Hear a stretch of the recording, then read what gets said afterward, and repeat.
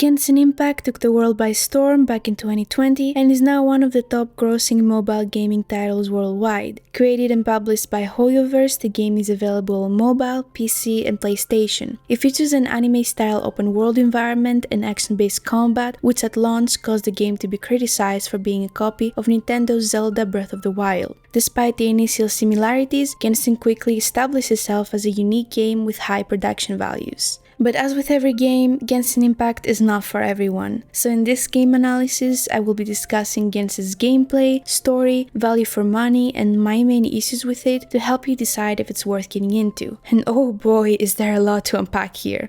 So buckle up, grab your popcorn, and let's get right to it. Or do your laundry while you leave this video playing in the background. That works too.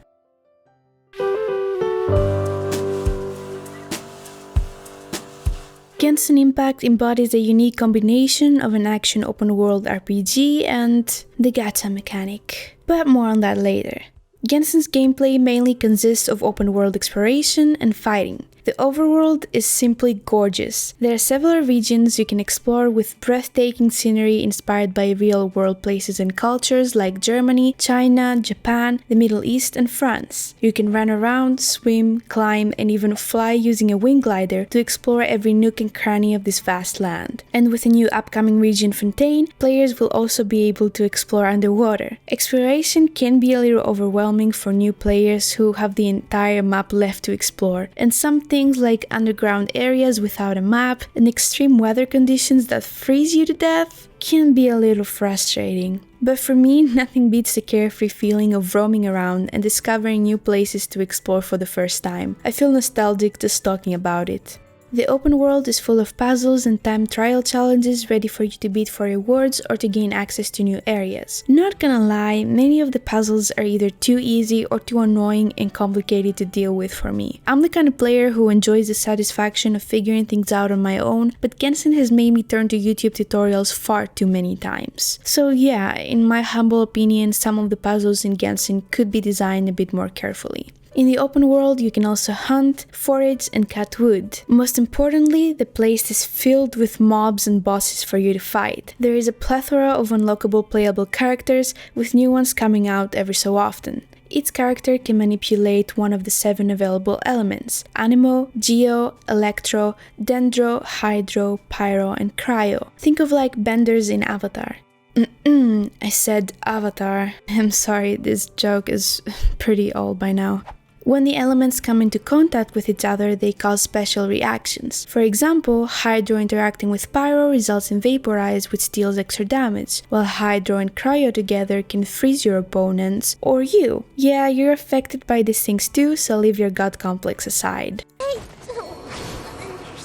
Besides the elements, the playable characters can also be classified based on the kind of weapon they use in battle: a bow, a catalyst, a claymore, a polearm, or a sword. On top of that, each character has a unique set of auto attacks, an elemental skill, and an elemental burst. This allows for unique gameplay depending on what characters you're using. You can have an active party of max 4 characters and quickly swap them during battle to combine different elements and abilities for maximum efficiency. Many of the enemies you encounter are also related to the elements, so you have to figure out what elements counter each other. You know, sort of like in Pokemon games, only the battle here is action-based instead of turn-based. For example, Cryo Slimes are immune to Cryo attacks, but super weak to Pyro because it melts them. Because of this, some level of strategy is required to beat even the simplest of enemies, and that makes fighting very engaging and fun. And with all the elemental reactions you can trigger, the possibilities are endless for team composition. However, Genshin Impact is an overall easy game, which may disappoint hardcore gamers looking for a challenge. In the beginning, getting accustomed to all the battle mechanics and building your characters may take some time, but towards the late game, you are most likely able to face most enemies with ease. In this section of the video, an honorable mention is the Sereni Teapot, a space separate from the open world where you can decorate, grow crops, and chat with your characters. If you care about co-op, I have good news and bad news. The good news is that you can visit other players' worlds and technically play together. The bad news is that co-op in Genshin is a little pointless unless you're a new player seeking help. When exploring with others, for instance, only the host is able to unlock chests and receive rewards from quests, puzzles, and challenges. And there is no PvP because that would be impossible with the way the game is designed. So if you're looking forward to sharing your Genshin journey with a friend, you might be a bit disappointed with co-op content. Despite it being an online game, Genshin Impact is primarily a solo RPG after all.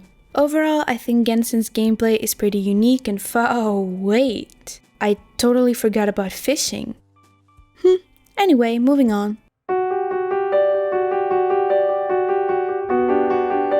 The story of Genshin Impact starts off with two siblings fighting against a powerful deity in the sky. During this fight, you get to choose which sibling you want to play as. Depending on your choice, the other sibling gets captured and taken away by the evil god, and you suddenly find yourself waking up in an unfamiliar world named Teyvat with no memory of what happened after your sibling's abduction. A series of unfortunate events lead you to save the life of a floating child with an unimaginably annoying voice called Paimon. Paimon is indebted to you and decides to become your guide throughout your journey. Every region in Teyvat has its own god or archon, and since your sibling was taken by a god, you decide to try and meet the archons in the hopes of finding information about your sibling. In the meantime, a shady organization called the Fatui is also trying to have a little chat with their archons, only a not so friendly one. Yeah, they're actually after the Gnosis, aka the source of their divine powers. Every time the main character, widely known as a traveler, reaches a new region,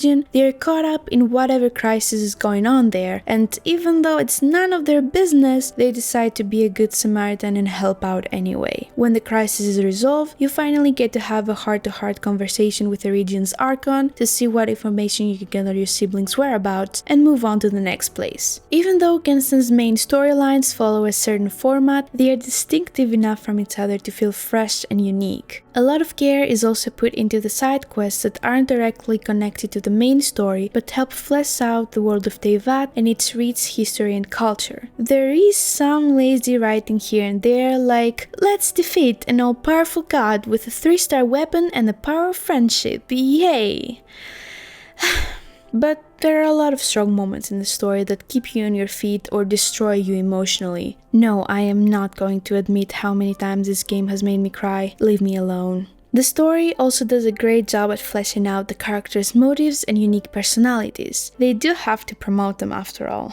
Most of the main characters you meet in the story are either deities or vision holders. Visions are items that grant the power to manipulate an element. When someone deserves that power, the gods give them the vision that suits them best. The only exception to this is the traveler, who can resonate with the elements and use them without a vision. This makes them extremely powerful, and since they save the day wherever they go, their reputation precedes them all over Teyvat. Other than that, and their obsession with finding their sibling, the traveler doesn't have much of a personality, which kinda makes sense for an RPG. You do get to choose their dialogue occasionally, but it has no impact on the story, and it's not even voiced. In fact, the traveler hardly ever talks because Paimon essentially speaks for them, a questionable choice really.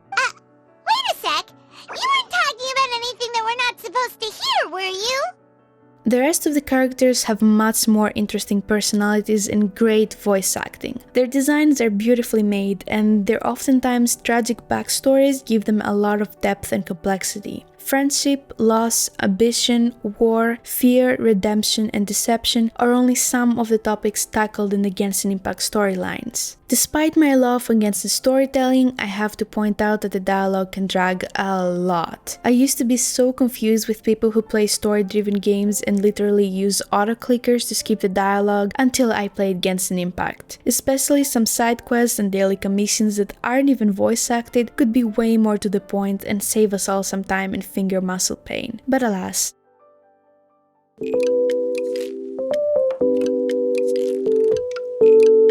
Genshin Impact is actually a free-to-play game, so yeah, not much else to say here. Just kidding, there's a catch, there's always a catch. The gacha mechanic.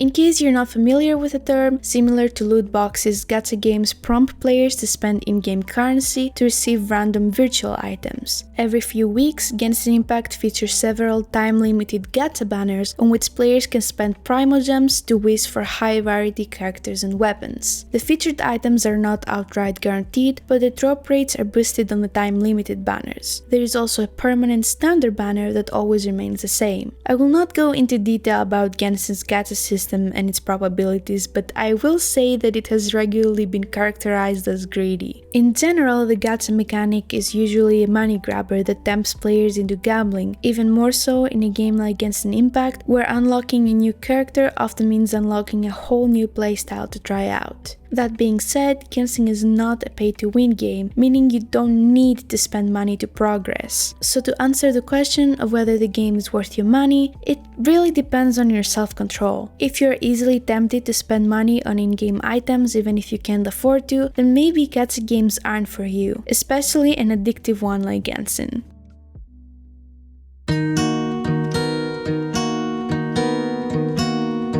My biggest issue with Genshin Impact is by far this teensy little thing called RNG, or Random Number Generator. And I'm not even referring to the gacha mechanic, I've accepted that one for what it is. The problem is that so many things in this game are dependent on luck, from the amount and quality of drops you get after completing domains, to the attack sequence an enemy is going to execute. The most infuriating thing affected by RNG is artifact drops. Artifacts are items that can be equipped on characters to boost their stats. For instance, damage dealers usually need a lot of crit rate and crit damage, while healers scale off of their HP. The problem is that the stats and substats of the artifacts you get after its domain run are randomly generated, making it nearly impossible to get the perfect piece for the character you're building. Like, what is this? This is honestly one of the most frustrating things I've experienced in a game, and I am an old League of Legends player hard stuck in gold for years. Let me know if I should make a video about that experience.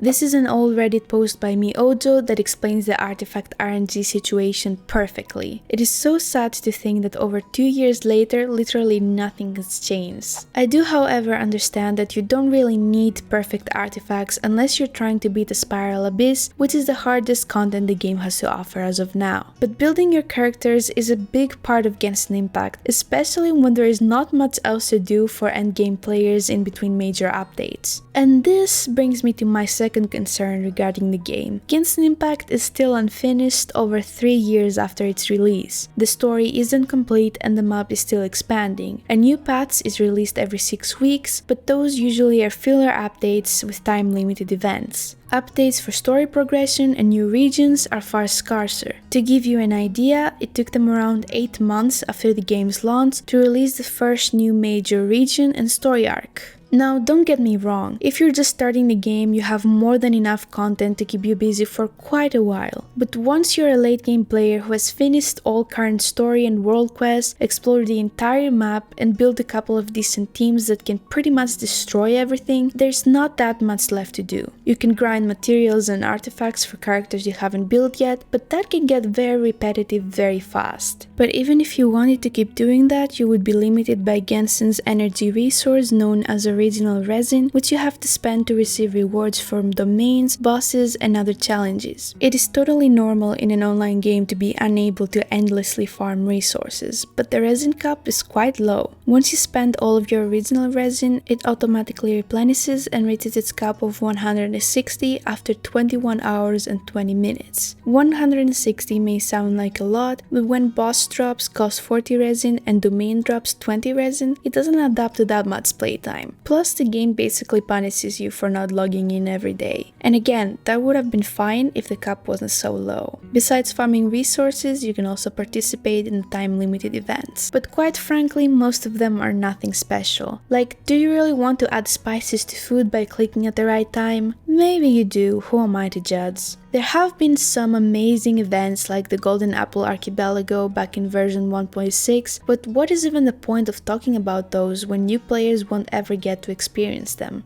The only endgame content as of now is the Spiral Abyss, and let me tell you, it's been pretty controversial amongst the community. The Spiral Abyss is a series of domains with timed challenges you have to complete for Primogems and other rewards. For the longest time, many players, especially those who spend lots of money on the game, have requested more challenging endgame content. However, in the later patches, free-to-play and pay-to-win players alike have struggled with the difficulty of the highest Abyss floors. Regardless, the Spiral Abyss is unrelated to the rest of the game, and the rewards are so underwhelming that many players skip it anyway.